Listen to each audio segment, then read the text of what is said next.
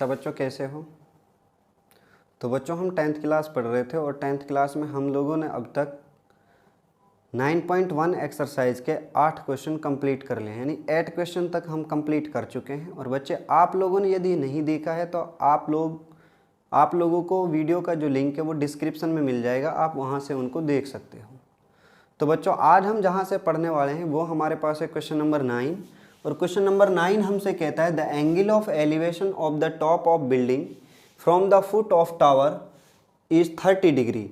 यानी बच्चे, एक बिल्डिंग का जो टॉप है उस टॉप का जो एंगल ऑफ एलिवेशन है from the tower, foot of tower, उस टावर के फुट से। देखो, मैं साथ साथ इसकी इमेज यहाँ पे ड्रॉ करता हूँ। मान लीजिए यहाँ पे ये कोई टावर था बच्चे, ठीक है, हमारे पास ये कोई टावर था जिसका हमने नाम दिया ए बी टावर था। और इसी आधार के ऊपर यहाँ पे कोई बिल्डिंग थी हमारे पास, ये मान लीजिए वो बिल्डिंग थी। क्लियर? ये बिल्डिंग थी हमारे पास, ये बिल्डिंग है। तो यहाँ पे लिख देते हैं ये टावर, ये बिल्डिंग,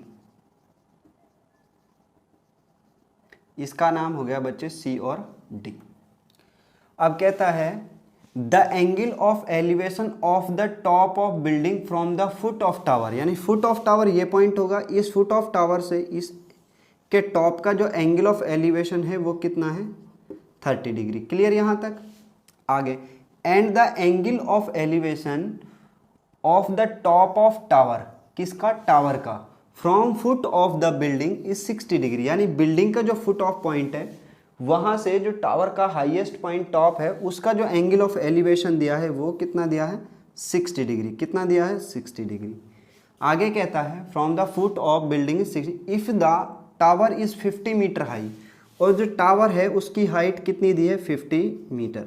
हमसे पूछता है कि बिल्डिंग की हाइट कितनी होगी, find the height of building. तो बच्चे, ये बहुत ही आसान क्वेश्चन था। देखो बच्चे, जितने भी ऐसे क्वेश्चन होंगे हमारे पास, उन क्वेश्चंस के अंदर एक चीज़ कॉमन होगी कि वो सारे के सारे क्वेश्चन कहाँ से हो रहे होंगे? राइट एंगल ट्राइंगल पे जाके। और राइट एंगल ट्राइंगल पे मैंने आप लोगों को एक चीज़ सिखाई थी, हमें सिर्फ और सिर्फ उस चीज़ को लेके आना है जो हमें गिवन है और जो हमें फाइंड आउट करना है। क्लियर? अब देखो बच्चे, यहाँ पे 2 राइट एंगल ट्राइंगल हैं। एक राइट एंगल ट्राइंगल होगी हमारे पास ABD, और एक राइट एंगल ट्राइंगल होगी हमारे पास BCD। देखो, इन दोनों की दोनों ट्राइंगल का जो बेस है हमारे पास, ये बेस, इन दोनों की दोनों ट्राइंगल का जो बेस है बच्चे, आप मुझे बता सकते हो वो कैसा है?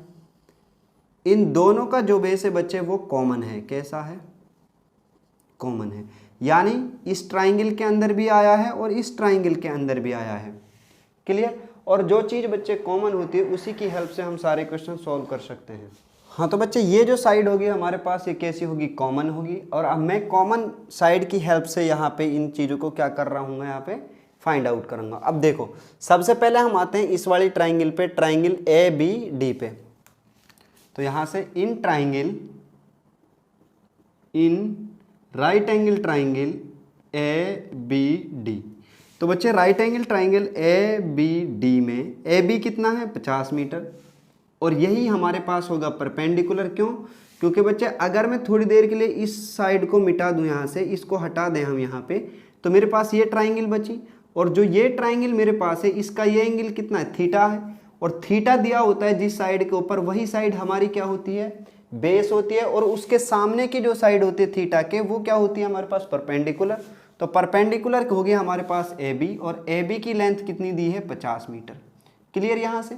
उसके बाद अब बच्चे, BD कितना दिया है मेरे पास? बेस हमारे पास है BD, और मैं BD यहाँ पे क्या कर लेता हूँ? फाइंड आउट करता हूँ। अब परपेंडिकुलर और बेस, परपेंडिकुलर अपॉन बेस हमारे पास क्या होता है बच्चे? tan theta. तो वी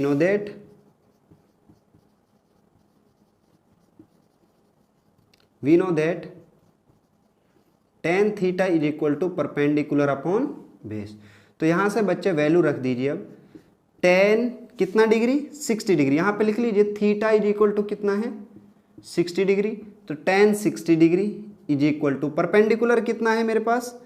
AB, और AB कितना है? 50 AB अपॉन बेस कितना है? BD की जगह BD लिख लीजिए। अब बच्चा आप वैल्यू रखो, tan 60 का मान कितना होता है? √3। Is equal to A B कितना है 50, ये आ जाएगा 50, और बी डी कितना है मेरे पास, यही मुझे फाइंड आउट करना है यहाँ पे, तो ये आया बी डी। क्लियर यहाँ से? तो बी डी के लिए जब मैं फाइंड आउट करूँगा तो यहाँ मुझे क्या करना होगा, इनका क्रॉस मल्टीप्लाई, तो ये यहाँ आ जाएगा, तो ये हुआ √3 B D is equal to 50, और बी डी जब मैं फाइंड आउट करूँगा तो बच्चों कितना मिलेगा मुझे, 50/√3, और यहाँ से ये हमारे पास क्या आ गया, बी डी आया है। ठीक है, इसके बाद बच्चे हम आते हैं सेकंड ट्राइंगल पे, जो दूसरी वाली राइट एंगल ट्राइंगल हमारे पास है CDB। इन राइट एंगल ट्राइंगल CDB, तो CDB के अंदर बच्चे ये क्या चीज होगी, CD जो होगा हमारे पास वो होगा परपेंडिकुलर, और परपेंडिकुलर की मुझे हाइट बतानी है बिल्डिंग की, यानी यही चीज तो मुझे फाइंड आउट करनी थी कि ये कितनी आ रही होगी। क्लियर? अब BD हमारे पास क्या होगा बच्चे, बेस, क्यों, क्योंकि ये एंगल थीटा दिया था 30 डिग्री। तो अब बच्चे देखो, इसको अगर मैं हटा दूं यहाँ से इस चीज को, तो मेरे पास ये वाली राइट एंगल ट्राइंगल बची, और इस राइट एंगल ट्राइंगल के अंदर ये थीटा हुआ, थीटा के सामने परपेंडिकुलर, और थीटा वाली लाइन क्या होती है, बेस। तो बेस कितना आया मेरे पास, बेस आया BD, और वो कितना दिया है मुझे, अभी मैंने फाइंड आउट किया BD कितना आता है, 50/√3। तो यहां से हम क्या फाइंड आउट करेंगे बच्चे, tan थीटा। तो यहां से हम क्या फाइंड आउट कर लेंगे बच्चे, tan थीटा, और थीटा कितना दिया है मुझे, थीटा दिया है यहां पे 30 डिग्री, और वी नो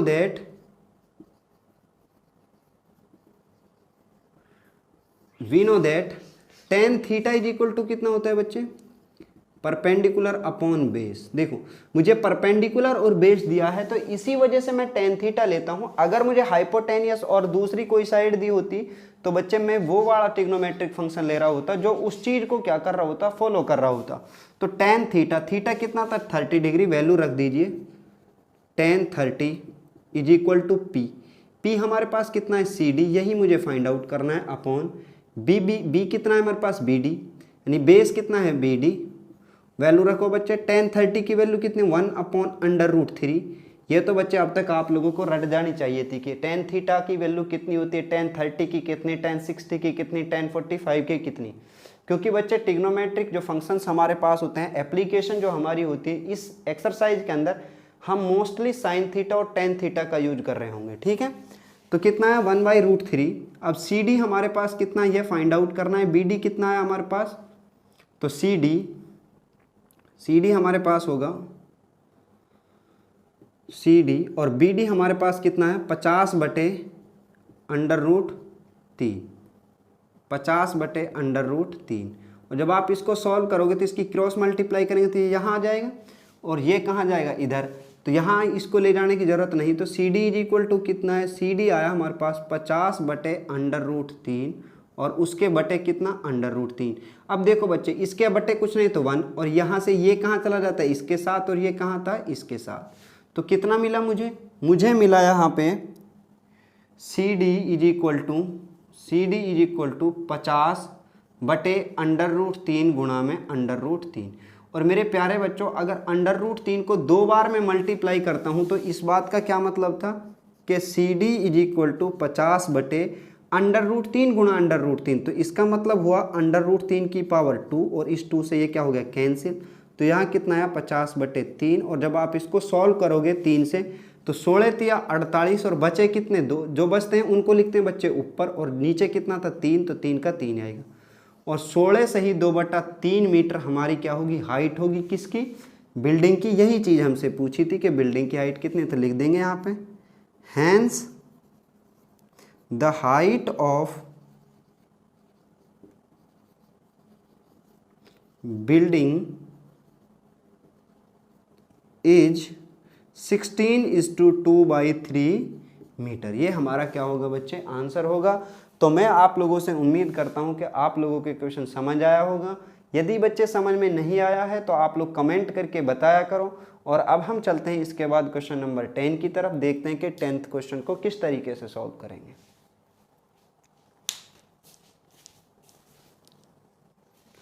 हाँ तो बच्चे क्वेश्चन नंबर 10 हमारे पास है, 2 poles of equal height standing opposite each other on either side of road which is 80 metre wide.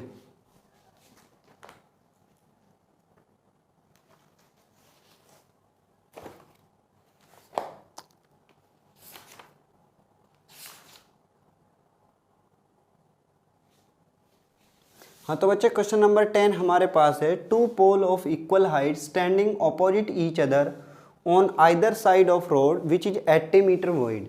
यानी बच्चे हमारे पास दो पोल हैं और जो कैसे हैं, इक्वल हाइट के हैं और एक रोड के दोनों तरफ खड़े हुए हैं वो, और जो रोड हमारे पास है वो कितना मीटर वाइड है, 80 मीटर वाइड है। ठीक है, 80 मीटर वाइड।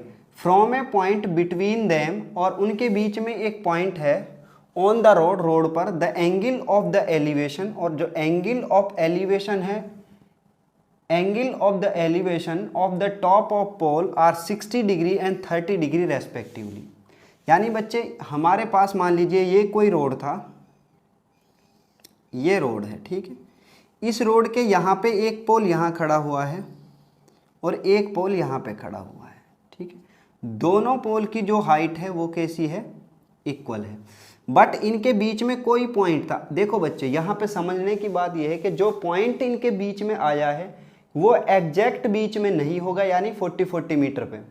ठीक है, क्यों नहीं होगा, देखो बच्चों, अगर वो एक जगह होता, मान लीजिए बीचों बीच में होता, तो यहाँ से यहाँ का एंगल भी सेम होता और यहाँ से यहाँ का एंगल भी कैसा होता, सेम होता, क्योंकि इक्वल साइड्स अपोजिट एंगल कैसे होते हैं बच्चे, इक्वल होते हैं। ठीक है, तो वो क्या कहता है हमसे, सवाल हमसे कहता है कि एक पॉइंट है हमारे पास, वो मान लीजिए यहाँ पे है, एक साइड से ज़्यादा होगा एक साइड से कम होगा, और एंगल कितने बनाता है, 60 डिग्री एंड 30 डिग्री रेस्पेक्टिवली। तो 60 डिग्री और 30 डिग्री का क्या बनाता है बच्चे, एंगल बनाता है। अब देखो, जिधर से वो ज़्यादा दूर होगा उधर से एंगल कैसा होगा बच्चे, छोटा होगा, और जिधर से कम दूर होगा उधर से एंगल बड़ा होगा। तो देखो यहाँ से मान लीजिए ये डिस्टेंस कम है, तो ये यहाँ पे जो एंगल बना रहा होगा इसके टॉप पे, वो एंगल बनेगा मेरे प्यारे बच्चों 60 डिग्री का। क्यों, क्योंकि बच्चे जैसे जैसे मैं इधर बढ़ता जाऊंगा मेरे थीटा की जो वैल्यू होगी वो कैसी होती चली जाएगी, इंक्रीज होती जाएगी, और यहाँ से जो इसके टॉप का जो एंगल होगा, एंगल ऑफ एलिवेशन, वो कितना होगा, 30 डिग्री। आगे क्या कहा है क्वेश्चन में, find the height of the pole and the distance of the point from the pole. हमें क्या करना है, इन पोल की हाइट फाइंड आउट करनी है, और क्या बताना है बच्चे, और हमें बताना है इन पोल से जो ये पॉइंट है ये कितनी दूरी पर है, कितनी डिस्टेंस पर है। देखो बच्चों, सवाल करने का तरीका तो हमारा अब भी वही होगा जो हमारा पहले था। ठीक है, तो अब हमें जो दिया था, यानी ये यहाँ से यहाँ तक की जो डिस्टेंस दी थी वो दी थी 80 मीटर। कितनी दी है बच्चे, 80 मीटर। हम मान लेते हैं कि यहाँ से यहाँ तक की जो डिस्टेंस है वो है x, तो ये कितनी बची बच्चे, ये बची 80 माइनस x। क्लियर, अगर यहाँ से यहाँ तक की जो डिस्टेंस वो x है, तो यहाँ से यहाँ तक की डिस्टेंस कितनी बची, 80 माइनस x। तो ये पॉइंट A, ये पॉइंट B, ये C हो गया, ये D पॉइंट हो गया, और ये पॉइंट हो गया बच्चे E। अब हमारे पास यहाँ पे दो राइट एंगल ट्राइंगल है, एक राइट एंगल ट्राइंगल ये है, एक राइट एंगल ट्राइंगल ये है। हम लिख लेते हैं यहाँ पे पहले, let BC is equal to x, so that BDC is equal to होगा 80 माइनस x। क्लियर बच्चे, ये चीज़ हमने यहाँ से लिखी है। और BD इज इक्वल टू कितना था हमारे पास, पहले BD भी लिख लेते हैं हम यहाँ पे, BD is equal to 80 metre. तो यहाँ से DC हमारे पास आएगा, DC होगा हमारे पास 80 माइनस x। ठीक, क्लियर यहाँ से यहाँ तक। अब बच्चे पहले मैं इस ट्राइंगल को सॉल्व करता हूँ, राइट एंगल ट्राइंगल को। ठीक है, तो ये हमारे पास बेस होगा और ये क्या होगा हमारे पास, परपेंडिकुलर होगा। क्लियर यहाँ से यहाँ तक चीजें। तो इन राइट एंगल ट्राइंगल, इन राइट एंगल ट्राइंगल ABC, तो यहाँ से मेरे प्यारे बच्चों परपेंडिकुलर कितना होगा, थीटा के सामने, तो AB, और AB की ही लेंथ में यहाँ पे फाइंड आउट करता हूँ। ठीक है, जो चीज़ आती है उसको निकाल लीजिए, जो चीज़ नहीं दी है उसको एज इट इज रख लीजिए। बेस कितना है हमारे पास, यहाँ पे बेस हमारे पास होगा BC, और BC हमारे पास है x के इक्वल, और पर थीटा कितना दिया है, थीटा दिया है 60 डिग्री। और हमारे पास जो यहाँ पे रिलेशन होगा परपेंडिकुलर और बेस का, वो किसका होता है, tan का। तो वी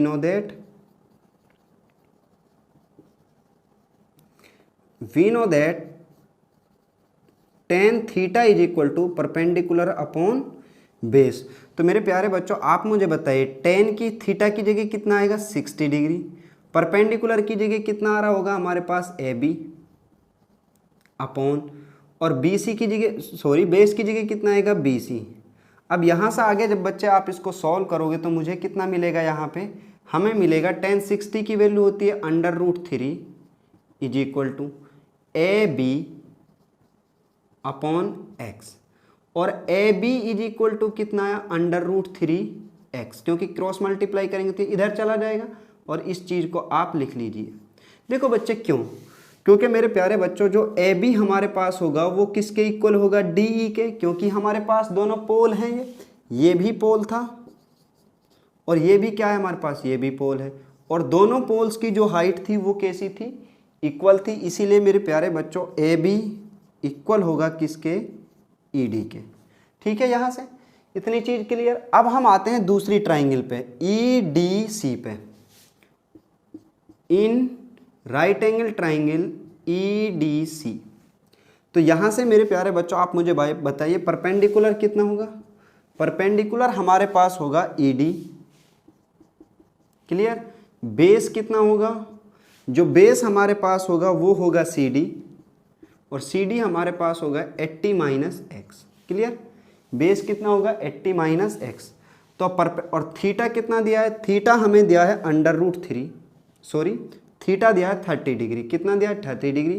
परपेंडिकुलर और बेस का रिलेशन होता है we know that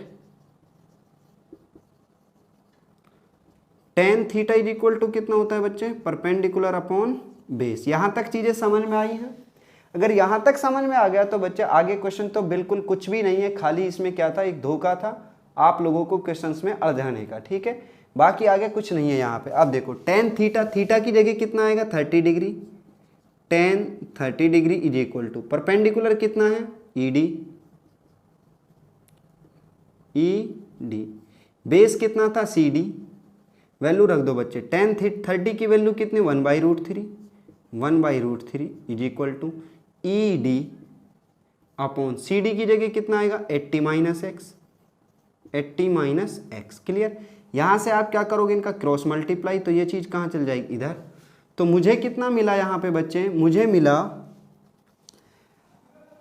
√3 E D is equal to, हाँ तो यहाँ से जब हम इसको सॉल्व करेंगे √3 ई डी बराबर आएगा, ये √3 ई डी बराबर आएगा 80 - x। कैसे 80 कहाँ जाएगा, यहाँ पे 80 - x कहाँ जाएगा, मल्टीप्लाई में इधर चला जाएगा, तो हमारे पास आएगा √3 ई डी बराबर 80 - x। और ई डी, अब देखो बच्चे ई डी और ए बी आपस में कैसे हैं, इक्वल हैं।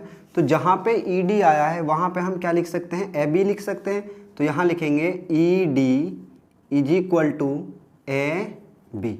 इसीलिए मेरे प्यारे बच्चों जहाँ पे ई डी आया है वहाँ पे मैं कितना लिख सकता हूँ ए बी, और ए बी की वैल्यू कितनी थी √3x, इतना है। तो यहाँ से जहाँ पे ए बी या ई डी है वहाँ कितना आ सकता है √3x। तो √3 into √3x is equal to 80 - x। तो यहाँ से जब हम इसको सॉल्व करेंगे तो मुझे मिलेगा √3 इंटू √3 कितना होता है 3x is equal to 80 - x, और माइनस का x इधर आएगा तो किसका हो जाएगा, प्लस का हो जाएगा। तो 3x + x is equal to 80, और x 3x और 1x कितने हो गए 4x इज इक्वल टू कितने हो गए 80, और x इज इक्वल टू कितने हुए 80/4। तो 4 से इसको काटोगे तो कितना आएगा 20। तो x इज इक्वल टू आया 20। यानी मेरे प्यारे बच्चों x क्या था हमारे पास, BC की वैल्यू थी x, तो ये यहाँ से यहाँ तक अगर x होगी ये 20 आएगी, तो ये कितनी बचेगी फिर 60 बचेगी। तो इसीलिए मेरे प्यारे बच्चों जो BC हमारे पास होगा BC इज इक्वल टू आएगा 20, क्योंकि ये हमारे पास x किसके इक्वल था BC के, तो BC कितना आया 20। अब हमें निकालना है DC, तो DC कितना होगा हमारे पास, DC इज इक्वल टू आएगा हमारे पास 80 - x, और x की जगह कितना आएगा 20, तो ये आया हमारे पास 80 - 20 इज इक्वल टू कितना आया 60। तो DC इज इक्वल टू होगा हमारे पास कितना 60, क्लियर, यहाँ से इतना। अब देखो बच्चे, जो हमारे पास आया था कितना, हमें क्या निकालना है ऐसे, ईडी पोल की लेंथ। तो ईडी हमारे पास कितना था, √3x। देखो ईडी और एबी इनकी वैल्यू कितनी है हमारे पास, √3x। तो इसीलिए मेरे प्यारे बच्चों जब आप सॉल्व करोगे इसको, तो जो लेंथ ऑफ पोल होगी, यहाँ सॉल्व करते हैं इसको, तो जो हमारे पास ईडी होगा, ईडी हमारा कितने के बराबर था, AB के, और AB हमारा कितना था, √3x, और x की वैल्यू हमने फाइंड आउट करी, कितनी आई, 20। तो यहाँ से ED और AB ये कितने के इक्वल होगा, √3 इंटू में 20, और ये किसके बराबर होगा, 20√3। यही किसकी वैल्यू होगी, जो हमारे पास क्या था, पोल थे। तो पोल की लेंथ होगी, लिखेंगे हैंस लेंथ ऑफ पोल्स कितनी होगी, 20√3। एंड, और मेरे प्यारे बच्चों में यहां से मिटा देता हूं इसको, और पोल से जो डिस्टेंस होगी पॉइंट की वो कितनी होगी, देखो यहां से, तो पोल से डिस्टेंस कितनी थी, ये पोल था, इस पोल से डिस्टेंस ये कितनी थी, x, तो ये कितनी होगी 20, ये कितनी आई हमारे पास 20, और हमारे पास यहाँ पे ये क्या था हमारे पास DC, तो DC की लेंथ कितनी थी हमारे पास 80 - x, तो DC कितना है हमारे पास 60 डिग्री। तो लिखेंगे hence the length of poles 20√3 and the